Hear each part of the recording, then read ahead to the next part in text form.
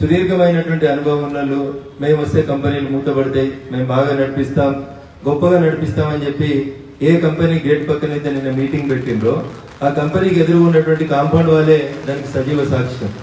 ఈ పక్కన ఉన్నటువంటి ఈ కంపెనీ ఎవరు యూనియన్ ప్రెసిడెంట్ ఉన్నప్పుడు మూతపడ్డదో నాకంటే ఎక్కువ లేజర్ కంపెనీ వాళ్ళకి తెలుస్తుంది. మనుషులు అబద్ధాలు మాట్లాడుతుండొచ్చు, మనుషులు ఇంకొక రకంగా మోసం చేస్తుండొచ్చు. ఈ గేట్లో ఉండి 30 ఏళ్ల కొలే పనిచేస్తున్న మీకు ఈ గేట్ ఎందుకు బంద్ అయింది, ఈ కంపెనీ జాగా ఎవరి కబ్జాలో ఉంది, ఇది రియల్ ఎస్టేట్కి ఎందుకు మారిందో దానికి రఘునందన్ రావు, రవీందర్ రెడ్డి గారు లేదా ఇంకొకరు చెప్పాల్సినటువంటి అవసరం ఉందని నేను అనుకుంటలేదు. ఈ కంపెనీకి యూనియన్ ప్రెసిడెంట్గా 4 దశాబ్దాల అనుభవం ఉండి మంత్రులుగా చేసిన వాళ్ళు, ఎమ్మెల్యేలుగా చేసిన వాళ్ళు ఈ కంపెనీకి యూనియన్ అధ్యక్షుడు ఉన్నప్పుడు ఈ కంపెనీ మూతపడ్డది. కంపెనీలో మిషనరీ కూడా పోయింది. రేపో మాపో ప్లాట్ చేసుకొని అమ్ముకునేందుకు సిద్ధపడుతున్నారు ఆ పార్టీ నాయకులు. వాళ్ళు వచ్చి రఘునందన్ రావు వస్తే కంపెనీ మూతపడుతుంది అని చెప్తా ఉన్నారు. గుండె మీద చేసుకొని ఆలోచించుకోరు. 3 నెలల్లో నేను పోతారా, 3 నెలల్లో మాట్లాడుతున్నారు పోతున్నారా? దేవుడు చాలా గొప్పడు. కాలం అనేక విషయాలకు సమాధానం చెప్తాడు. చాలా మంది గతంలో చెప్పింది భవిష్యత్తులో కూడా చెప్తాడు. అందుకని ఆవేశపడాల్సినటువంటి అవసరం లేదు. కార్మిక సంఘానికి ఎన్నికలు జరుగుతాయి. కార్మికులు ఏం కోరుకుంటారు? మేము 8 గంటలు పనిచేసి ఇంటికి పోతే మా భార్య పిల్లలకి ఇంత సరైనటువంటి రీతిలో విద్యాబుద్ధులు నేర్పించుకోవాలి, 4 మంచి బట్టలు కొనుక్కోవాలి, సమాజంలో మంచి స్థితిలో ఉండాలనేది కార్మికులు కోరుకుంటారు. డ్యూటీకి లేట్ అయితే ఇంటికి పోవాలో, డ్యూటీకి లేట్ అయితే సస్పెన్షన్ వస్తుందో, ఒక్కరోజు చెప్పబెట్టకుండా లీవ్ పెడితే ఉద్యోగులకి వెళ్ళి తీసేస్తారు అనేటువంటి భయం ఉంటే ఇంకా కంపెనీలో కార్మికుడు ఏ రకంగా పనిచేస్తాడు అనేది ఒకసారి ఆలోచించుకోండి. ఎప్పుడు కూడా యూనియన్ అనేది కార్మికుల పక్షాన ఉండాలి, కార్మికుల హక్కుల కోసం పోరాడాలి తప్ప మేనేజ్మెంట్ కోసం పనిచేసేది ట్రేడ్ యూనియన్ అని నేను ఎప్పుడు కూడా అనుకుంటలేను. ఎప్పుడైతే మేనేజ్మెంట్ ఇన్వాల్వ్ అయ్యి ఫలానా యూనియన్ కు ఓటేయండి అని మీ మేనేజర్లు చెప్తుండ్రో అప్పుడు ఆ యూనియన్ ప్లస్ మేనేజ్మెంట్ రెండు ఒకటి అనేది మీరు అర్థం చేసుకోవాలి. యూనియన్ అనేది కార్మికుల కోసం పనిచేయాలా, యూనియన్ అనేది మేనేజ్మెంట్ కోసం పనిచేయాలా? మేనేజ్మెంట్ కి రఘునందన్ రావు పేరు చెప్తే ఎందుకు భయం వస్తుంది అనేది ఒకసారి ఆలోచించుకోండి. రఘునందన్ రావు ఇంతకుముందు లేసర్ గేట్ లోకి రాలేదు. రఘునందన్ రావు వచ్చి ధర్నా చేయలే, తెలంగాణ ఉద్యమంలో వచ్చి కంపెనీ దగ్గర పెట్టలే, లేకపోతే లేజర్ మేనేజ్మెంట్ కి రఘునందన్ రావుకి ఏం పాలోని పంచాయతీ లేదు. గతంలో నేను ఎప్పుడు ఇక్కడికి రాలేదు. రఘునందన్ రావు వస్తే కంపెనీ మూతపడుతుంది. ఈ భయాన్ని ఎందుకు కార్మికులలో మీరు చెప్పాలనుకుంటున్నారు? చెప్పుండ్రి. మీరు చెప్పుండ్రి 40 ఏళ్ళ నా అనుభవంలో బాలానగర్ ఏరియాలో ఇలా ఒక్క కంపెనీ నాకు లేదు, ఇది మూతపడ్డది.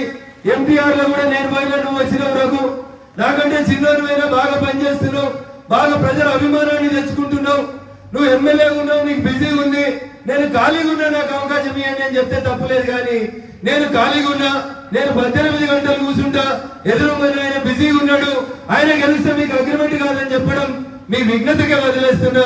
మీ ఏజ్ ని, మీ అనుభవాన్ని గౌరవిస్తూ నేను మీ విఘ్నతగా వదిలేస్తా ఉన్నా.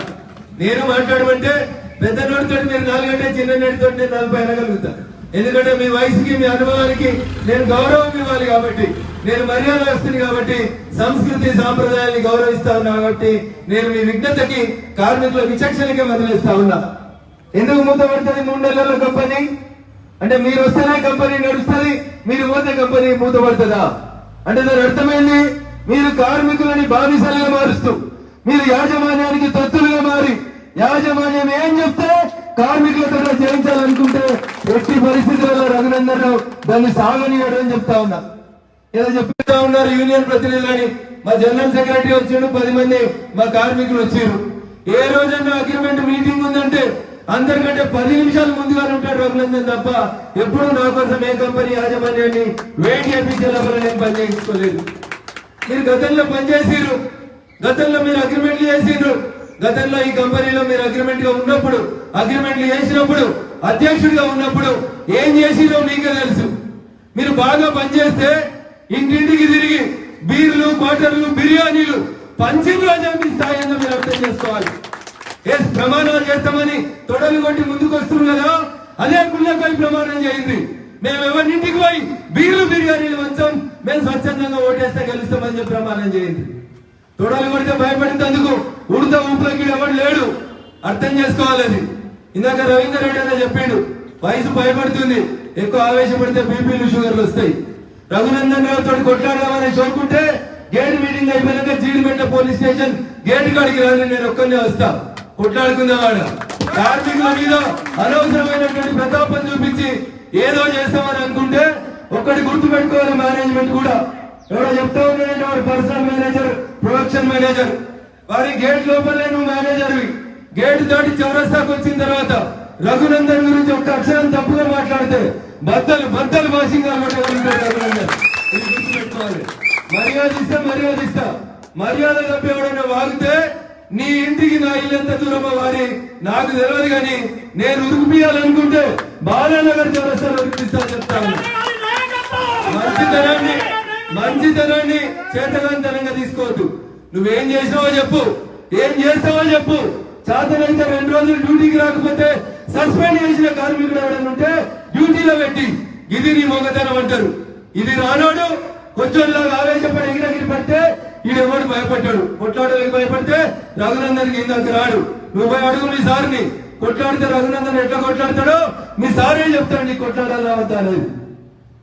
అందుకని ప్రజాస్వామ్య దేశంలో ఎవరికైనా మీటింగ్ పెట్టుకునే హక్కుంది, ఎవరికైనా మాట్లాడే హక్కుంది. నేను గెలిస్తే ఏం చేస్తానో చెప్తా. నేను గెలిస్తే 3 నెలల మూతవాడు కాదు.